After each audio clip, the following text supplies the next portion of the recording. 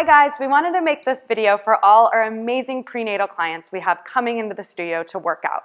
And the good news is you could work out throughout your whole pregnancy, but we just wanted to touch upon a few things you guys need to be aware of to make modifications as you go through your first, second, and third trimester. And it's the perfect time for us to introduce these videos because Amber is about 13 weeks pregnant right now. Yep.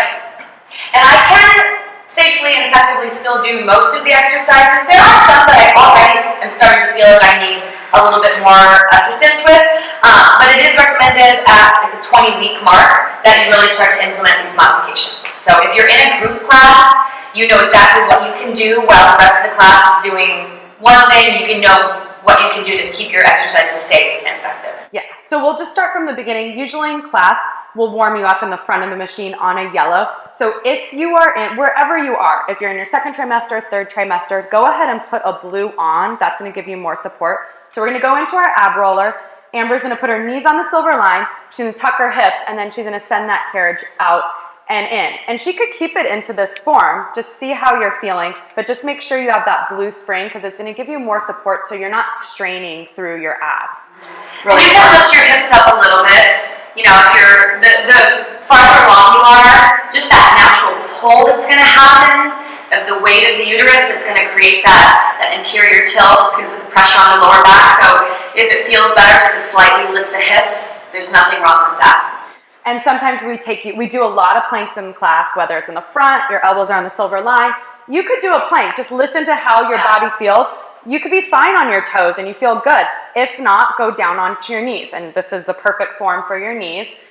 And you just want to have a little hugging sensation. Instead of pulling your belly button to your spine, just think about a nice hug. Gentle hug. Is that how you would describe it? Absolutely, yeah. Because it does definitely get harder to pull your belly in and you don't want to feel strained, but it is just kind of a nice gentle hug. Same thing with the ribs knitting together. Everything is changing, everything's expanding, but just kind of still have that gentle hug, that gentle knitting of the ribs.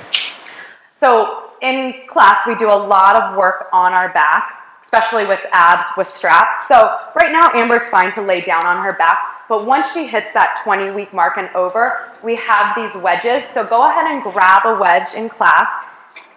We're gonna put on our springs right now. So we're gonna put the wedge down. So you're gonna lay down. If the class is doing their knees to tabletop and you're past that 20 weeks, you're gonna keep your feet on that platform so you're stabilized. And then you'll do the same thing with your arms as the class is doing without the straps. So, and you're fine. You could come into a little flexion. So you're just gonna go up and over, folding over the ribs. And here, you don't want to pull that belly button down to the spine. Just that gentle hug we're talking about going up and over. The class is doing their arms out to the side. You'll do your arms out to the side. So you could still do a lot of stuff here. Hundreds, you can stay as long as you feel comfortable, you know. And as soon as you start to feel uncomfortable, you can take a rest. And you can still, I can still feel my arms moving and working and find that own up resistance. So you can kind of just, you know, come up for a little while and then maybe take it down when it feels right. And as you get further along in your pregnancy, you're gonna know you're not gonna wanna come up into that flexion. So just leave your head down, work through the arms. You're gonna still get a good workout out of that. You'll listen to your body. Some things are just going to not feel right. So just really, really listen to your body and don't be afraid to modify exercises. Yeah. So another exercise we do a lot, we'll do our hamstring curls or pelvic lifts. So as you're further along, you don't want your pelvis higher than your heart. So you're not gonna go into that position. You're gonna bring the foot bar to second, add a little resistance, so add a few more springs. You're gonna just do some leg presses. So you're gonna lay down. There's a ton of variation. So depending if the class is in their hamstring curls, pelvic curls, minute, 2, you could do your parallel heels, press it out, exhale, you inhale in, you could come down on your toes, you could do the Pilates V, you could go into wide heels. So there's a lot of different variations you could do through this one. Another thing you have to be aware of is inner thighs. You want to talk to that a little?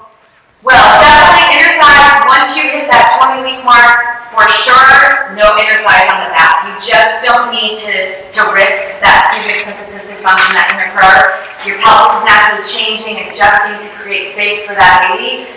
So you also have the hormone relaxant just moving through your body that's loosening up your joints and your ligaments, which is a good thing to be able to deliver, but you don't want to use that to create more flexibility.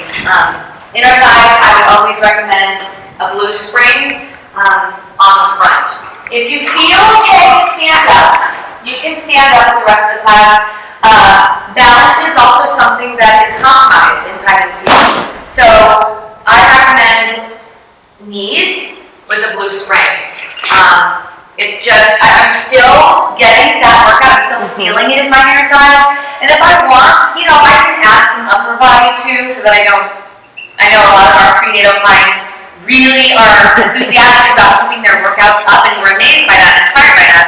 But you just don't want to push it too much. This is not the time to push. So inner thighs, on your knees, on blue, totally doable and fine. If you feel good and feel safe, go ahead and stand up. So that's your go-to. Never in the back. No matter where you are in your pregnancy, we always want you guys to come to the front.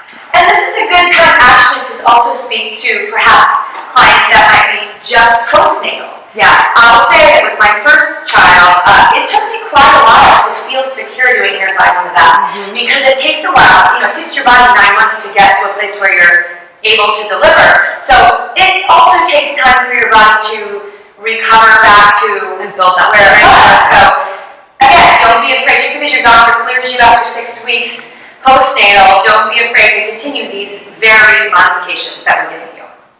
So Amber touched on, when you're pregnant, your balance is a little off, so we do a lot of lunges standing on the machine. If you feel good, definitely do that. We have the balance bar you could grab, but your go-to, if you're feeling a little unbalanced that day, is do floor lunges. It's a great option, still a great workout. You could be on a yellow here, just your foot's gonna go on the floor, your foot presses up against the shoulder Rest, and you're just gonna go down, and then you exhale up. And again, if you feel too much strain or pull in that hip flexor area, don't be afraid to just drop your knee down. I'm still feeling a really nice workout in that supporting glute and hamstring pressing through my heel as I come up. So again, no problem there putting the knee down. Yeah.